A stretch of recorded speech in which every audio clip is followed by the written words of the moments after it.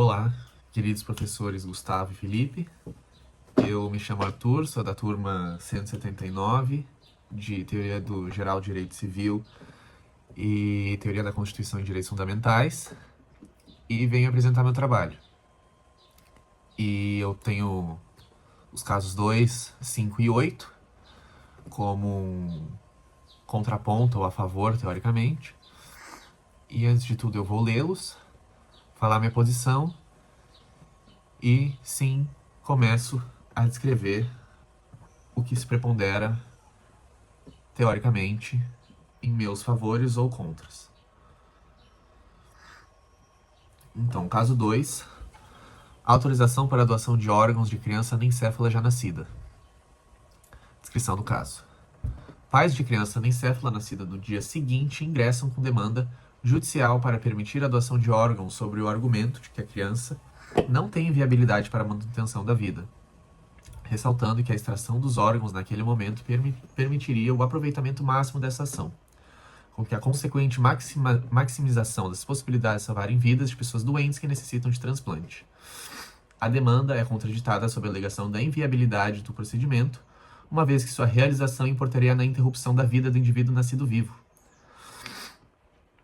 Posição minha, posição 2, vedação do procedimento. Caso 5 é o sigilo do doador de esperma versus o direito à informação de filiação genética. Descrição do caso.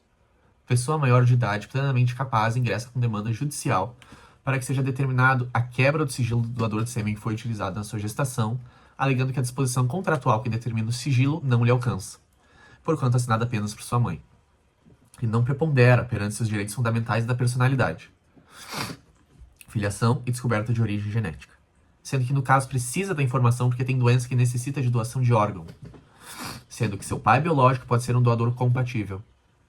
O banco de sêmen alega a preponderância do sigilo, pois a autorização judicial teria efeitos nefastos para as mulheres que necessitam desse tipo de serviço para serem mães, porquanto os doadores perderiam a garantia do sigilo, desincentivando o ato de doação. E a decisão afetaria gravosamente o doador, não havendo condições de limitação, com ofensa à rigidez psíquica e possibilidade de posterior reconhecimento de vínculo de paternidade com efeitos patrimoniais e sucessórios, havendo pedido subsidiário de eventual controle na execução da ordem deferida. Logo, a minha posição é a posição 1, autorização do procedimento. Caso 8. Suicídio assistido versus proteção da vida humana. Pessoa tetraplégica recorre ao sistema de justiça para obter permissão para a realização de suicídio assistido sob supervisão de uma equipe médica, juntando ao processo prova de que detém plena capacidade e de que sua decisão é voluntária, consciente e ponderada, não sendo resultado de pressão externa ou estado patológico, alegando que detém direito sobre sua vida e não dever, descabendo que a decisão seja tomada pelo Estado, uma vez que se trata de direito subjetivo de natureza constitucional, direito fundamental, e privada, direito da personalidade. A demanda é contestada sob a alegação de impedimento legal e de violação do núcleo fundamental da garantia da proteção à vida. Tomo minha decisão como autorização do procedimento. Logo, é por este caso que irei começar a detalhação das teses, autorizando o procedimento algo que contraria a Constituição e seus demais códigos.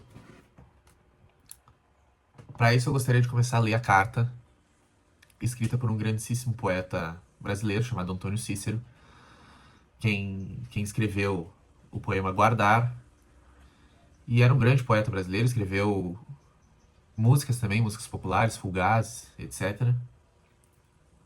Era membro da Academia Brasileira de Letras. E logo eu gostaria de ler a carta que ele escreveu. Eu gostaria de ler o que ele escreveu, que eu acho que ajudaria para a dissertação moral do que se cabe à necessidade da legalização do suicídio assistido na Constituição brasileira. Então, lendo a carta. Queridos amigos, encontro-me na Suíça, prestes a praticar eutanásia. O que ocorre é que minha vida se tornou insuportável. Estou sofrendo de Alzheimer. Assim, não me lembro sequer de algumas coisas que ocorreram não apenas no passado remoto, mas mesmo de coisas que ocorreram ontem. Exceto os amigos mais íntimos, como vocês, não mais reconheço muitas pessoas que encontro na rua e com as quais já convivi. Não consigo mais escrever bons poemas, nem bons ensaios de filosofia. Não consigo me concentrar nem mesmo para ler, que era a coisa de que eu mais gostava no mundo. Apesar de tudo isso, ainda estou lúcido bastante para reconhecer minha terrível situação. A convivência com vocês, meus amigos, era uma das coisas, se não a coisa, mais importante da minha vida. Hoje, do jeito que me encontro, fico até com vergonha de reencontrá-los. Pois bem, como sou ateu desde a adolescência, tenho consciência de que quem decide se minha vida vale a pena ou não sou eu mesmo. Espero ter vivido com dignidade e espero, ressalto esse trecho, espero morrer com dignidade. Eu os amo muito e lhes envio muitos beijos e abraços. Bom, esse trecho ressalta a necessidade um tanto quanto básica da vida com dignidade, assegurada pelo texto constitucional e sendo a base hermenêutica de interpretação de casos concretos, como a base da preponderância desse direito à dignidade da pessoa humana. Então, como a pessoa humana tem de se viver com dignidade, naturalmente deve-se morrer com dignidade. As normas que se opõem, que estão em questão, são as normas do direito à vida, artigo 5º da Constituição Federal, e o direito à dignidade e liberdade individual, artigo 1º e artigo 5º. Do artigo 1º, parágrafo 3º, e no artigo 5º, parágrafo 2º e 10º. Kant, em Metafísica dos Costumes, apesar de ser contrário à ideia do suicídio, o que moralmente se é, tinha em sua obra como moral central a autonomia do ser, pois o ser humano tem fim em si mesmo. Então, como base nessa tese central, a dignidade da pessoa como autonomia central da ordem jurídica, como ordenamento central, pois se se vive com dignidade, deve-se morrer com dignidade. E o que enfatiza o caso 8 principalmente, é da pessoa encontrar-se em um estado de sofrimento, tetraplégica, que não possui suas capacidades em estado, digamos que de uma pessoa que tem suas capacidades tidas normalmente. Então, uma pessoa que vive, pode-se dizer, com um sofrimento constante e que tem o direito, se por assim quiser, de tirar a sua própria vida, de acabar com este sofrimento, porque contraria, imagino eu, a dignidade da pessoa humana, o sofrimento da pessoa humana.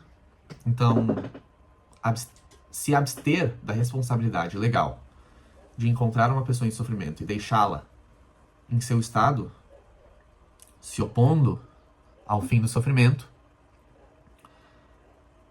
é se colocar a favor de uma pessoa tida com o sofrimento, tornando uma ação, de fato, inconstitucional. Por demais, coloca-se que uma pessoa cometendo um ato ilegal deve ser responsabilizado pelo ato ilegal, o que não imputa o suicídio como crime, porque não se responsabiliza um criminoso. E supõe que o suicídio em si não é crime. Logo, a facilitação desse meio, não impondo que é crime e existe deverá ser legalizado. Não é essa a ideia. A ideia é que se não é responsável legal, não se deve punir. E em relação ao médico que administra o medicamento e por assim dizer, os países, o comparativo internacional que eu coloquei aqui, países que regulamentam o suicídio assistido ou a eutanásia. Na Suíça, desde 1942, permite auxílio ao suicídio sem fins lucrativos. Holanda, lei de 2001, autoriza a eutanásia e o suicídio assistido sobre critérios de sofrimento insuportável. Canadá, lei de 2016, reconhece o Medicational Assistance in Dying, que é a assistência ao suicídio assistido. E esses exemplos enfatizam o respeito à autonomia e dignidade humana posta por esses países à sua população e à dignidade humana em si. O que esses países fazem, eles obviamente não responsabilizam o médico, deixam o seu direito legal de não ser responsabilizado e somente em ambientes controlados é que esse procedimento é permitido. O que vale enfatizar, os países que legalizam não estão fazendo nenhum ato a favor do suicídio, não estão incitando o suicídio, não estão cometendo não estão cometendo nenhum ato em relação a isto. Eles só enfatizam o dever da Constituição e do Estado de se preocupar com a autonomia, com a liberdade, com o sofrimento, com a dignidade humana, que, não fazendo isso, se facilita e se aprova o sofrimento humano. O ser humano que vive com dignidade tem direito de morrer com dignidade. Agora, no caso 5, é um caso em que eu serei favorável à decisão constitucional e do Conselho Federal de Medicina em favor da questão normativa já estabelecida, tentando contrariar uma possível jurisprudência em relação ao caso, que é o sigilo do doador de sêmen e o direito à origem genética, que é o caso 5, posição 1. O caso analisa uma pessoa que foi concebida por inseminação artificial, em que o doador de esperma tem a sua origem protegida, né, pelo sigilo constitucional, que garantem esses casos. E é uma pessoa a qual tem algum certo tipo de doença que necessita da doação de um órgão, em que o pai é um possível doador compatível. Então aqui nós temos direitos fundamentais em conflito. Nós temos o direito à informação e identidade genética e o direito à privacidade e intimidade do doador. E o direito à vida, como consta no caso que esta pessoa necessita saber se o pai é um possível doador compatível ou não. O que a gente pode ter como base nesse caso é o princípio de que nenhum direito fundamental vai ser absoluto e vai ser capaz de tomar como base todos os casos concretos. O que a gente tem que fazer é uma preponderância de qual direito fundamental é, abre aspas, mais válido ou não, fecha aspas. E aqui a gente deve ter a prevalência do direito do filho gerado, o direito que o menino exige, pois a proteção da existência humana concreta se sobrepõe ao interesse abstrato da confidencialidade. Então, o direito confidencial que se tem o doador é inferior ao direito à vida que o não é filho, né, porque não tem a filiação da origem do pai, e sim a origem genética, que não se põe como pai. Esta possível jurisprudência coloca que o doador de sêmen poderia ter prejuízos de ordens patrimoniais ou de heranças, o que acarreta muito no patrimonialismo do Código de 16. O Código de 2002 enfatiza o valor humano e social. Então, prevalecer a ideia da possível jurisprudência de que os prejuízos sofridos pelo doador de sêmen, que ocasionou na geração de um ente que pode se dizer filho se houver a filiação, o que ocorre? E se houver a prevalência do prejuízo e da ideia de que o doador sofrerá o prejuízo patrimonial e de herança, acarreta na ideia patrimonialista do Código 16, que já foi esperada, já foi posta sobre, e era a ideia positivista, patrimonialista, individualista, em que o imóvel, por vezes, havia sido mais legislado do que o valor humano e social. O que nos diz que a jurisprudência não poderia prevalecer com essa ideia patrimonialista. Porque no direito fundamental, o que deve prevalecer sempre é a ordem da vida humana. A ordem do humano que está com a necessidade básica de viver. O Supremo Tribunal de Justiça, o STJ, já passou por este caso e em sua jurisprudência admitiu que, em situações excepcionais, vale-se de necessidade de vida, né, a quebra do sigilo pode ser determinada judicialmente, desde que o acesso às informações seja restrito e destinado à proteção da saúde ou efetivação de direitos fundamentais.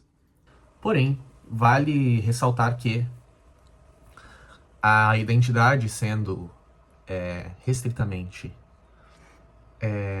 revelada, o Código Civil, no artigo 11, reconhece que, com exceção dos casos previstos em lei, Os direitos da personalidade são intransmissíveis e irrenunciáveis.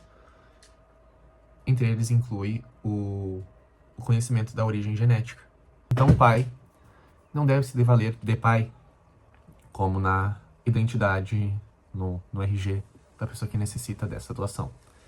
É uma identidade revelada restritamente, de uma forma estrita, de uma forma restrita, e por meio dessas ideias é que eu tomo a posição em relação a este caso. Então aqui nós temos um caso clássico de preponderância dos direitos.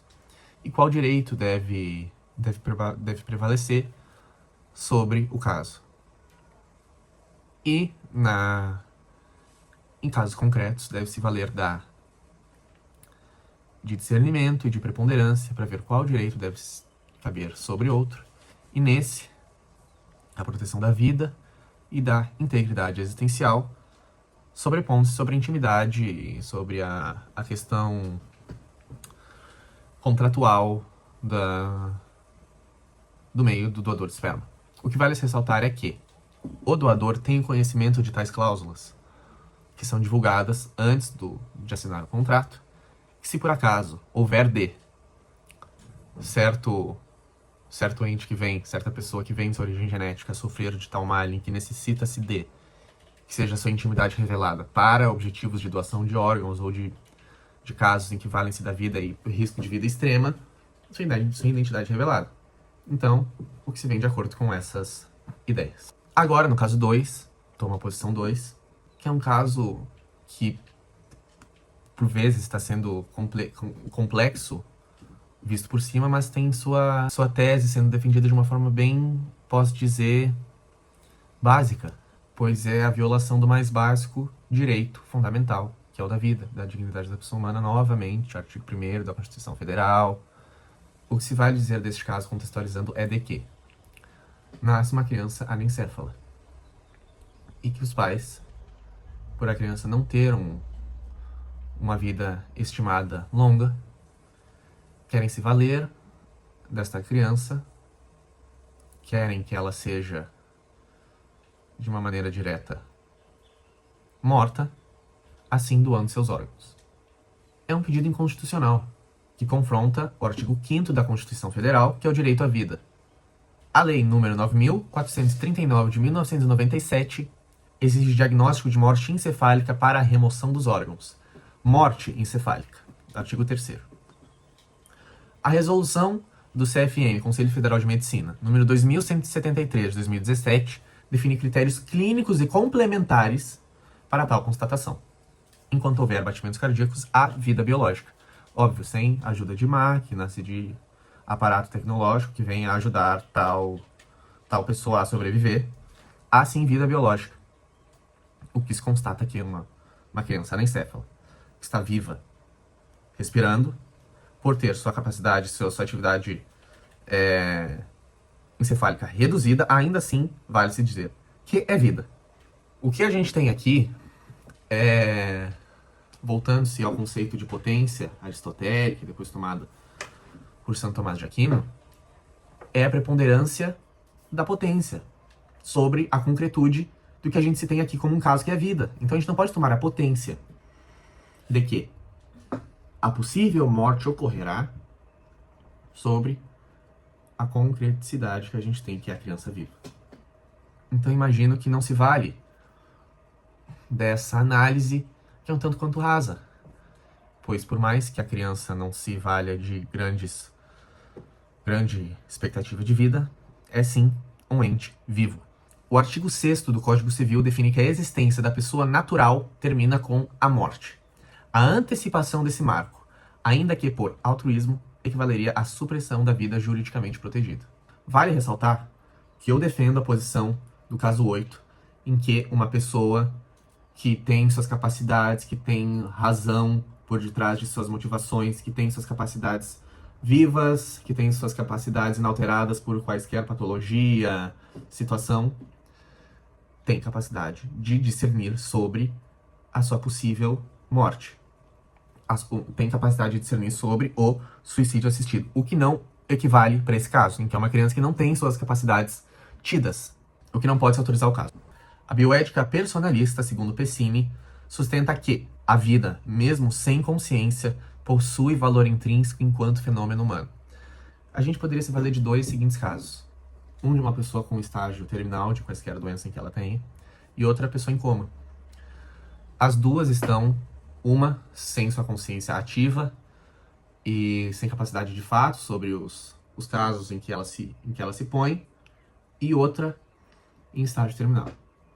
A gente não poderia ter sobre aquela pessoa que está em estágio terminal capacidade de domínio sobre suas ações, alegando que sua potencial morte virá e assim ela deveria se colocar em posição de doação de órgãos. Isso é moralmente e juridicamente totalmente ilegal. E outra é que, como a pessoa em coma não tem suas capacidades tidas no momento, deveria se valer de uma morte com capacidade de doação de órgãos e a potência da potência da potência da potência. Isso não deve ser válido. A gente deve tomar por ato a concreticidade dos fatos e se valer do que há e do que não há. No caso do anencéfalo vivo, não há consentimento de morte encefálica. Há redução de atividade encefálica, por vezes no anencéfalo não há morte, e há a redução de atividade encefálica, por vezes há inatividade da capacidade encefálica, porém não há consentimento médico em relação à morte encefálica, o que torna qualquer retirada de órgãos eticamente inviável.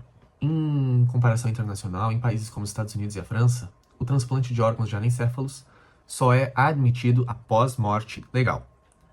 E o Brasil segue sem essa linha. Eu estou falando a favor da Constituição, contra talvez certa jurisprudência que poderia ser tomada, que é o que eu acho que é a tese principal que a gente tem de combater essas possíveis jurisprudências. E o Brasil protege o núcleo essencial, que é a vida humana, e evita relativações perigosas, que é a tal afirmação de que o anencéfalo não deveria ser capaz, por ter sua atividade encefálica ou reduzida a um inexistente, o que o Conselho Federal de Medicina já rebateu, dizendo que, ademais disso, por além disso, o batimento cardíaco também é válido para a constatação da vida. Logo, o anencéfalo, por mais que seja desprovido de consciência, como eu falei em relação à pessoa que está em estado de coma, a inatividade encefálica, é sujeito de direito enquanto apresentar sinais vitais. A retirada de órgãos antes da morte encefálica configura violação ao princípio da legalidade e à dignidade da vida humana, o que deveria sim, se isso fosse cometido, responder por homicídio de forma penal. Então, referente a esses três casos, o que vale ressaltar é a conversa interdisciplinar com o direito, com as demais matérias, como a medicina, como a filosofia moral, como a filosofia ética, ajudam nas decisões tidas para manter a ordem jurisdicional e manter o Estado de Direito digno, a Constituição sendo respeitada, e talvez tais elaborações constitucionais a virem ser desenvolvidas, valendo ser a Constituição a norma central a ser seguida, deve sim, pois não vivemos mais em um positivismo, normatização das questões constitucionais, não mais nos adaptamos à norma, mas sim a norma também se adapta ao movimento social. A norma se adaptar a movimentos também filosóficos e morais, como a necessidade da legalização do suicídio assistido, como a norma acompanhar tais casos, para não vivermos numa tal estagnação normativista, pois é mais sim a norma que deve se adaptar à sociedade em si, do que a sociedade se adaptar à norma, contrariando a ideia positivista, a ideia normativista do direito, pois o direito, como uma ciência aplicada, deve sim se preocupar com o movimento social, e sim, todos os juristas devem acompanhar esse movimento e devem respeitar, acima de tudo, as ordens constitucionais e morais dos princípios, costumes que temos em nossa sociedade e, acima de tudo, o Estado de Direito brasileiro acompanhar a mudança social, mas como também respeitar a sua norma. a sua Constituição. Abraço.